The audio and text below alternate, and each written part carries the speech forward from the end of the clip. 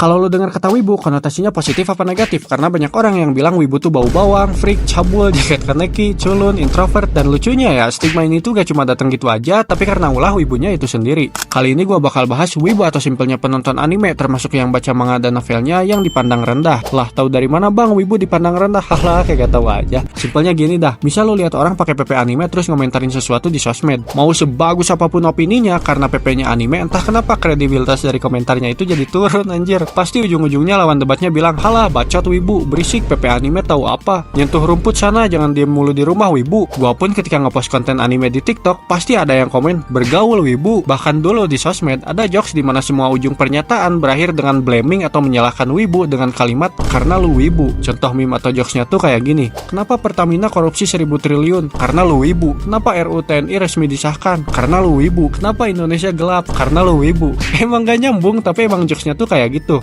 Mungkin sekarang udah gak relevan karena itu jokes lama, tapi hal-hal kayak gitu udah jelas lah ya kalau wibu tuh dipandang ke arah yang jelek. Bahkan opini lu bisa dibantah mentah-mentah hanya karena foto profile lu anime. Tapi kenapa bisa gitu? Sebenarnya itu tuh terjadi karena ulah dari wibunya itu sendiri cuy. Kalau lu ubah sudut pandang lu ke orang biasa yang gak nonton anime alias normis, lu bakal bisa ngelihat gimana menyedihkannya seorang wibu. Oh iya, disclaimer dulu, gua gak menggeneralisasi semua wibu kayak gini ya, tapi yang kayak gini udah pasti wibu. Kayak misalnya nih, wibu itu identik dengan outfitnya yang culun cuy, jaket abu-abu, pakai kacamata, masker, apalagi kalau maskernya kaneki, rambut acak-acakan, auranya suram, terus kalau diajak ngobrol juga kaku, apalagi kalau sama cewek. Dan gak nyambung juga anjir kalau diajak ngobrol. Tapi kalau obrolannya tentang anime, mereka paling excited dah, asli. Selain itu ada beberapa wibu yang emang benar-benar menyedihkan sih, kayak komen-komen cabul di sosmed, birahi ke karakter anime, pedofile, tukang halu, beli guling dengan gambar anime yang lu juga tahu lah ya itu buat apa, dan masih banyak lah. Nah, karena perilaku kayak gitulah wibu biasa yang cuma pakai PP anime jadi kena imbasnya.